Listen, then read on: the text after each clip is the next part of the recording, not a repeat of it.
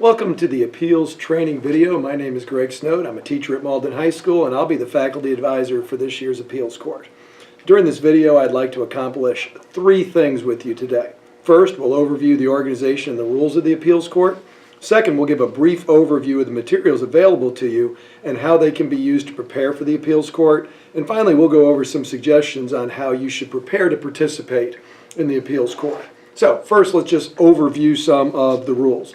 The rules will be available on the Youth and Government website soon, so you can look at those in more detail. But the key thing I want you to know is that all participants in the appeals court will work in pairs.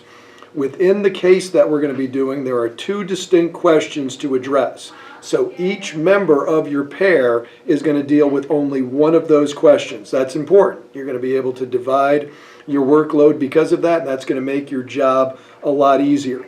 Now, it's important that all teams know, that you should prepare both sides of the case. You won't know the side of the case you're doing until you get to Columbia. So, two questions. We'll talk about those in a second. Each of the pair is going to handle only one of those questions, but you have to prepare to address that question on both sides of the case. So, in an appeals case, you have two sides. One is called the appellant. In that case, this is going to be a prisoner named Mr. Holt, and there'll be a respondent. In that case, it is the officials representing the prison. And I'll talk more about the overview of the case in just a second. Each team will have 20 minutes to present their case. Teams will divide their time as they see fit. And again, that's 20 minutes total for both participants. But as you divide your time, you need to know that each speaker must speak at least for 5 minutes. And so if you want to allocate one question more time, that's fine, but you have to allocate at least 5 minutes to each question. The team representing the appellant will go first, and the team representing the appellant may also reserve a maximum of 5 minutes of their 20, so it's not an additional 5 minutes for their rebuttal. You are not required as appellants to do rebuttal. You have that option. So the speaking order in the appeals court will be the appellate team will go first, the respondent team will go second, and then if the appellant team has decided to reserve some time for rebuttal, then they will have their rebuttal. Teams will tell the court how they'll divide their time before the presentation begins. And again, this is just to give you an overview. Remember, you can look at parts of this video multiple times if you need to go back over it, and we'll cover all of this Wednesday night at the conference as well. Then the last thing as far as the rules is really important. This is a closed packet case. And because of that, you cannot bring any facts, any case law, any precedent beyond the materials provided. Now, ultimately, that's a good thing because you're not going to have to do any research beyond the documents that we're going to go over in just a second, but you also can't do that. You are not allowed to bring out any outside information. So, just a quick overview of the case, and again, I'll expect you guys to read that, but the key thing is you have a prisoner, this guy named Mr. Holt, who is requesting an exception to a grooming policy at the prison in which he's incarcerated, and that exception would be to allow him to grow a beard. Prisoners at this prison are not allowed to grow beards. There is a medical exemption for that, but that's part of the reading that you'll have. He's asking for that exemption to the grooming policy on religious grounds. And so that's ultimately why it has come to the Supreme Court. So basically you've got 5 sets of information that are available on the Youth and Government website. The first document that you want to read is the actual case. That document provides basically an introduction to the case and a statement of the 2 legal questions both sides will be addressing. This is really important. This is how you're going to divide your work. You're going to work in pairs. Each individual within that pair will only work on one question. You'll do it on both sides, meaning appellant and respondent, but you'll only work on one question. And so the 2 questions, they're both on the first page of the case, but they have the respondents, meaning the prison officials, carried their burden of proving that the grooming policy furthers a compelling government interest in prison security. That's the key phrase there, compelling government interest in prison security. Then the second question, and this is what the other partner will do, is have the respondents carried the burden in proving that the grooming policy is, and this is the key phrase, least restrictive means of furthering that interest. So one of the individuals in a pair will deal with the compelling government interest part of the case, both for the appellant and the respondent. The other member of the pair will deal with the least restrictive means of furthering that interest, both on the appellant and the respondent. Then the case goes on to give you a statement of the case, the facts that are in the case, and it's important that you read the facts and know that those are the stipulated facts. You can't try to bring in a hypothetical other fact that you think might be relevant to the case. There'll be a summary then of the appeals court opinion in this case. And then probably the most important part, other than that first page, which outlines the two questions of the case, are the excerpts from the trial testimony. This is extremely important. It's a relatively easy read because it's a dialogue between questioner and the person responding to the question. But the key thing that you want to focus on here is looking for the amount of evidence that the officials are using to back up their defense of their grooming policy. Especially if you're the appellant, you're going to be trying to make part of an argument that they don't provide a lot of evidence for that. If you're on the respondent side defending the prison, you're going to be saying that they provided adequate evidence in both of those questions. So you're going to keep coming back to that testimony a lot. Then the second document you have, and the second and third document actually, are what are called briefs. Basically, first a brief for the respondent. Remember, that's the prison officials who are going to be defending the grooming policy, and the appellant representing Mr. Holt, the prisoner, who will be attacking the grooming policy, or at least looking for an exception to that on religious grounds. Here you want to be really clear. You can divide your work. Section 1 of the respondent's brief deals with the compelling interest in prison security questions. So if that's your question, you're going to want to deal with Section 1, which starts on the first page and goes to about page 5. And then Section 2, which deals with the least restrictive means question, starts on page 5 and goes till the end. Page 8, there's a short conclusion. It's probably worthwhile for both parts of the team to read that. But the key thing is, just like you're dividing the questions, you should also divide the briefs. There's not really an important reason why the person dealing with the least restrictive means part of the question needs to read the compelling interest part of the question. And again, especially for respondents, it's very important that you focus on throughout your entire reading and your presentation that the courts, based on precedent, are supposed to give deference to the law enforcement officials. And what that means is that the judgment of the law enforcement officials is weighted very heavily in evidence. And you'll see the phrase a lot that the court should not substitute its judgment for that of prison officials. Keep in mind, if you're the appellant, you're going to be making a separate argument. But it's really important that on the respondent side, you focus on how courts are supposed to give deference to the prison officials. Then, your third document is another brief, and that's the brief of the appellant, and that's Mr. Holt's side. Remember, he's the prisoner who's asking for the religious exemption to the grooming policy. And same division. Section 1 deals with the compelling government interest side. If that's your part of the question, you're going to want to read that. That goes from the first page until about the middle of page 5. And then Section 2 deals with the second question, the least restrictive means question, and that'll take you to the end. Page 10 has a short conclusion, probably a good idea for both sides to, or both partners, to read that conclusion. It is important for appellants to stress, and I'm kind of just creating a little bit of a framework as you go through the reading so you'll know what to really look for. You're going to be making an argument that the government officials are not providing a lot of specific evidence for their claims. And so even though the court does give deference to the prison officials, they just can't be citing their opinion. They have to have some form of evidence to back up your claim. So on the respondent side, one of the main things you're going to be arguing is that the courts have to give deference, meaning they have to weigh the prison official's opinion very heavily. On the appellant side, you're going to say that even though that's true, they still have to have specific evidence to back it up. And you're going to be looking to that trial testimony that we talked about in the first document, the one that is the case. That's where you're going to be drawing a lot of your evidence for that argument. That basically you have in a kind of third group of documents. So you've got the case, that's what you should read first. You've got both the briefs from the respondent and appellant. You should read that second. Remember, concentrating only on the question that you're going to deal with. Then the last section, excuse me, I'm just going to take a drink of water.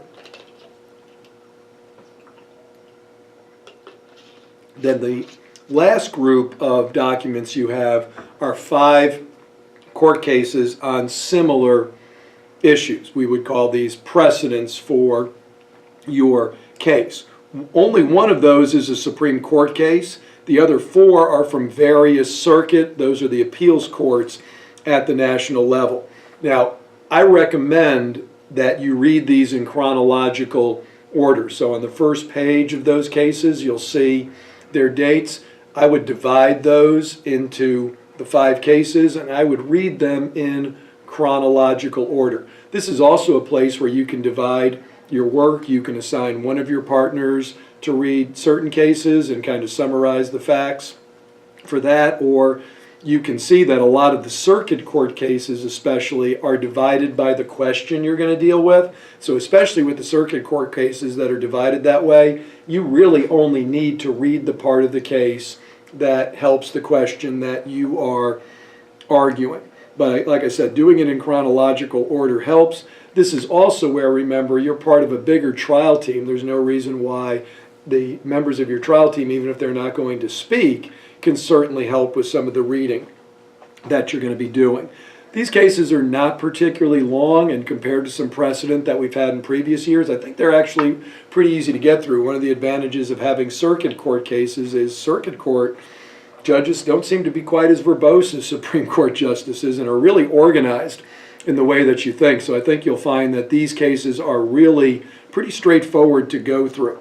So the first case, and I'm doing this in chronological order, is Cutter versus Wilkinson. You're going to see Cutter referenced in all the documents. That's kind of the major Supreme Court case that creates the framework for the argument. Cutter basically talks about the deference that the court needs to give prison officials. It talks about the 2 questions, that they've got to establish a compelling government interest in security, that they have to do this with the least restrictive means possible. And so that'll be a very important case for you to kind of understand the background of why Cutter is referenced throughout all the documents we've talked about before.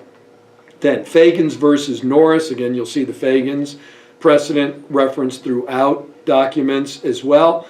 This case, just to let you know, tends to support the respondent side because ultimately it's sided with prison officials.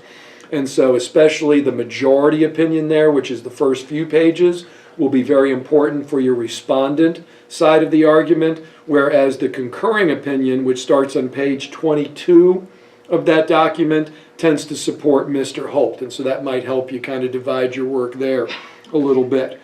Couch versus Job, or Jabe, I think, or maybe it's Jabe, J-A-B-E. This case tends to support the appellant because the court in that case ruled in favor of a prisoner in a somewhat similar situation. Garner versus Kennedy also tends to support the appellant, and especially in Garner versus Kentucky, this is going to be important when you're arguing the side of the appellant, especially the idea that the prison officials must use evidence, not speculation, when making decisions that restrict religious liberty. And so especially 3 and 4, Couch and Gardner, tend to help the appellant side a little bit more, and then Knight versus Thompson tends to support the respondent. And so as you're going through those cases, I think it's helpful to know what you're going to be seeing. You want to kind of be wearing your appellant hat when a case or part of that case is supporting that side. You kind of wear your respondent hat when you're looking at the cases that tend to support the prison officials or the respondent. So the key to using these cases is to gain more information about the precedents that are cited in earlier documents and to find decisions that support the side you're preparing. So if a circuit court decision, for instance, sided with the prisoner, you're going to want to make the case we're arguing, the one with Mr. Holt and these prison officials, look as much like a previous case that supported the prisoner as possible. If you are arguing for the prison officials, you want to do the opposite. You want to find cases in which the prison officials won the decision of the court and try to make your arguments seem as much like those that won the day earlier. And I think that's a really helpful thing to think about. If you've got a case that supports your side, you want to use that in a case and try to show how the case we're arguing, the Holt versus the prison officials case, show how that matches the decisions that supported the side that you're arguing ahead of time. The other thing I would say is, you know how much time you have to devote to preparation. You can make a very good case before the appellate court by reading the case and being very familiar with the briefs of the respondent and the appellant. And then basically the precedent, the 5 cases after, allow you to get a deeper knowledge of the cases, but really focus on those first 3 documents first. And they're not very fast. I mean, they're not very long, I should say, so you should be able to get through them very fast. And especially the briefs, remember, are broken into your 2 questions. And so you only need to read the part of the brief that deals with your question. Be clear when you're looking at the precedent, especially the circuit court decisions. A lot of those are divided into the first question, compelling interest in security. Second question, restrictive, least restrictive means possible. And so you can also save yourself some time and only read the part of the precedent that supports the side of the case that you are defending at that point. And remember, the key thing, just to summarize again, because I know sometimes I'm saying you have to do both of something, but only one of another. Basically, you're working as a team of 2. Each of you will take one of the questions. One of you will be the expert in the compelling interest in security question. One of you will be an expert in the least restrictive means question. But with that question, you have to be able to argue both the appellant side of that question and the respondent side, because you will not know which side you're doing until you get to Columbia. So the third thing I want to do is to recommend some ideas for preparation and give you a feel, if you've not done the appeals court, how it's going to be different in the way you'll present than you might think about as a trial attorney. So I've already reminded you that you're going to prepare both sides of the case, appellant and respondent, and that you're going to break your teams into those 2 questions. And so, when you're in the appeals court, the appellant side is going to go first. The appellant attorney, who is dealing with the compelling interest in prison security, will go first. Then the partner, who's dealing with the least restrictive means question, will go second.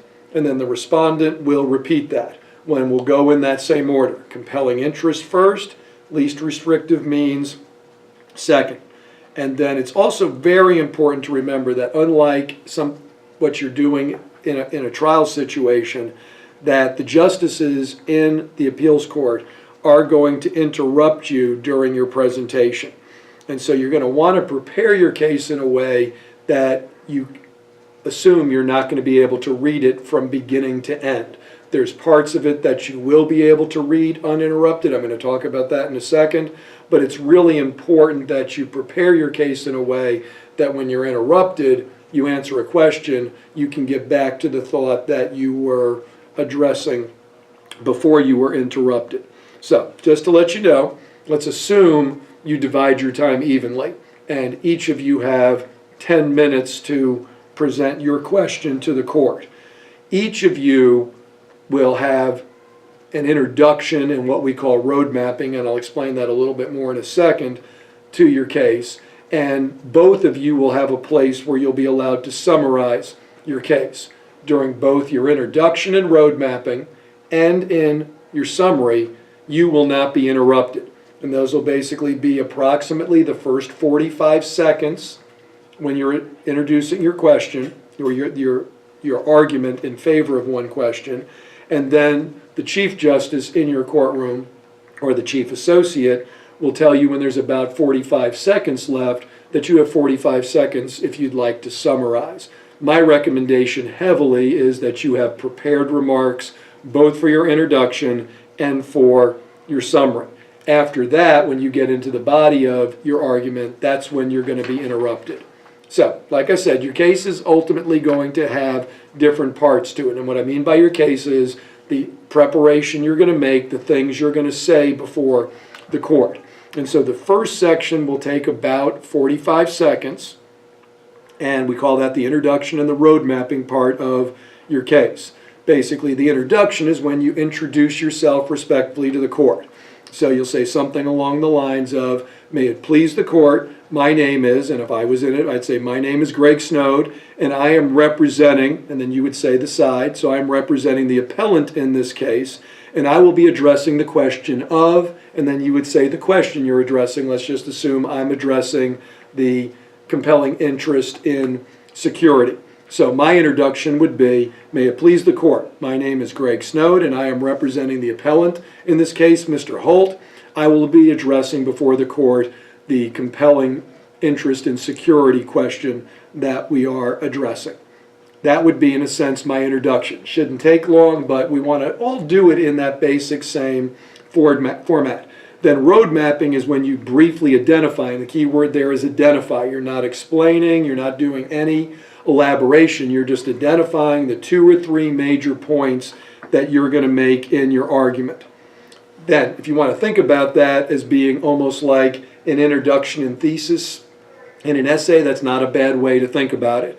That'll take hopefully about 45 seconds to a minute. While you're road mapping, the justices are not going to interrupt you. If you go too much beyond 45 seconds, they may start interrupting you. So you can't road map for the entire time just to avoid being interrupted. But we're going to give you that time to get your momentum. That gives you something that you can practice ahead of time that really introduces your case really well.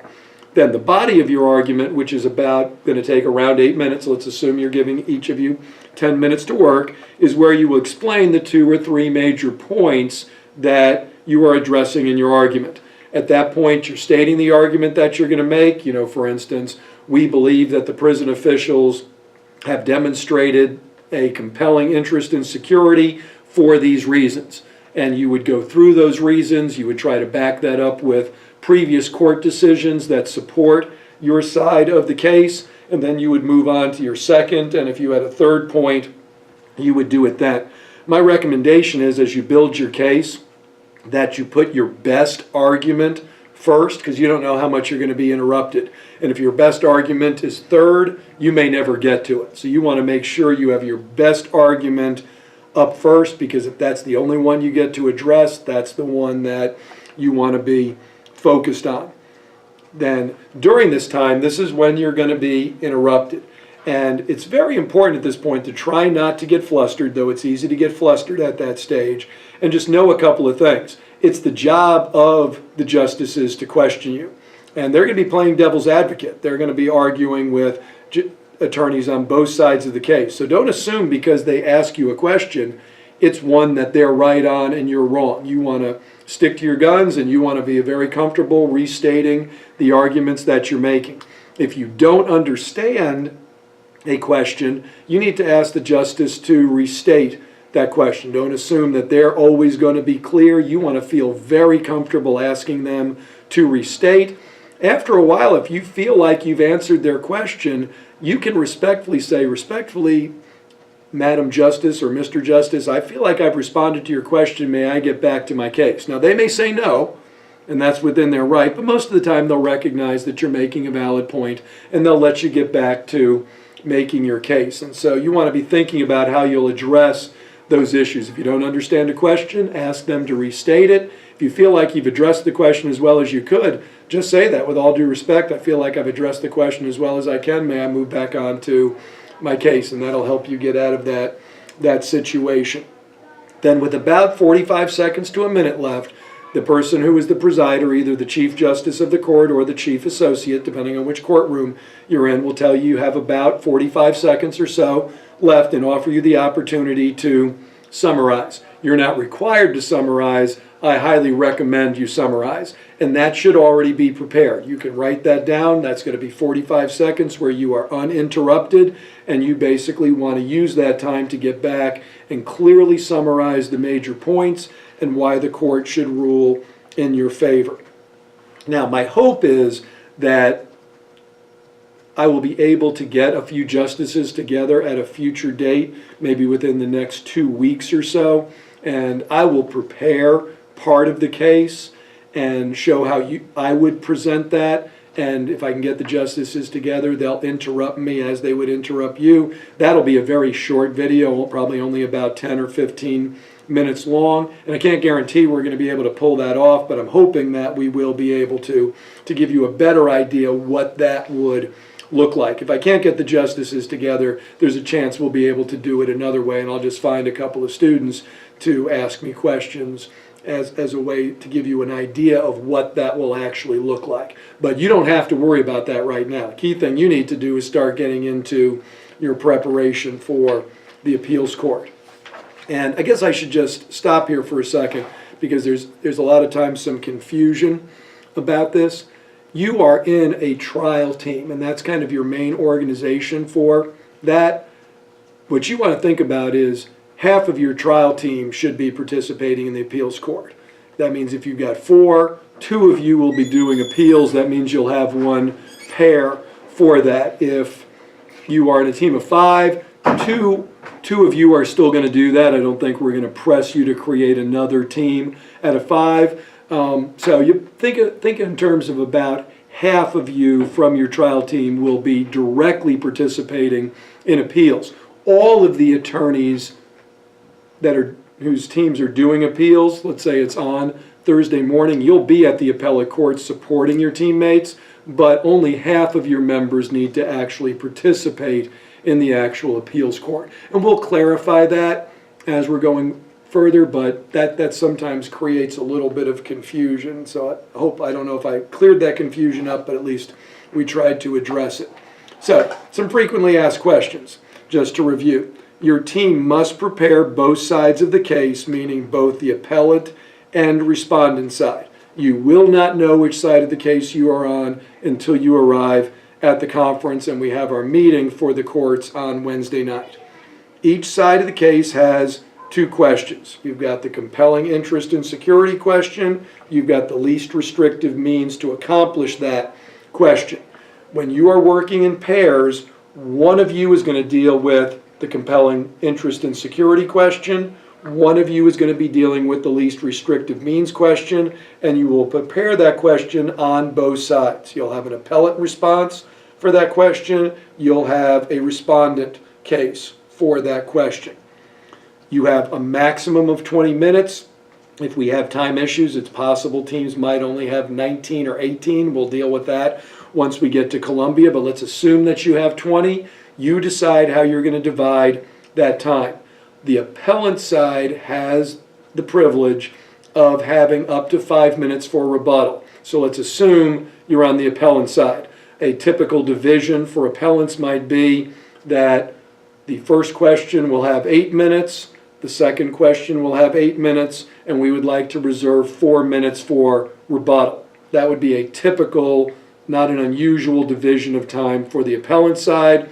For the respondents, you have no rebuttal, so you've got your 20 minutes. You decide how you're going to do it. 10 and 10 is fine, but if you find that your case is longer on one question than the other, it's not unusual for teams to say, my partner who's addressing compelling interest in security will have 11 minutes. The least restrictive means our second speaker will have 9 minutes. But you decide that. You will tell the court that before you start. There'll be a member of the college resource staff in there that's recording that information, so you'll decide that before you actually speak. Remember, there will be 2 points in the case where you will not be interrupted. You have approximately 45 seconds to a minute to introduce and roadmap your case.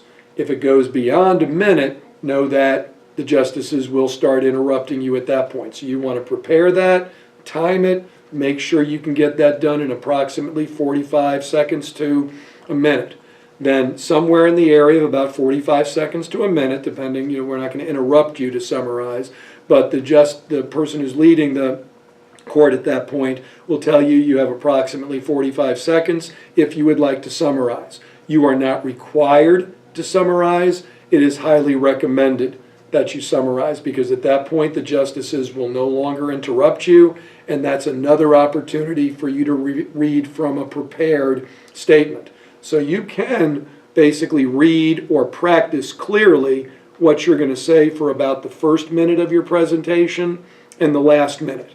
After that, when you're in the middle making your major points and arguments, that's where the justices are going to interrupt you, and you have to be prepared to be interrupted and still be able to get back to your case. So writing out your whole case like it's a speech is probably not going to work for you, as well as trying to bullet points, etc., so you can be interrupted and get back to your case. I will tell you, and you'll see me if we get a video up where I can do it, if I'm ever doing that, basically what I do when the justices ask me a question is I just put a finger where I was, or I might have an index card that I would place where I was in my case, and that way when they let me get back to it, I know exactly where I want to pick up with my train of thought. And remember, while you're preparing that, your best point should go first, and the second best point you have should be second, because you may never get to a third point.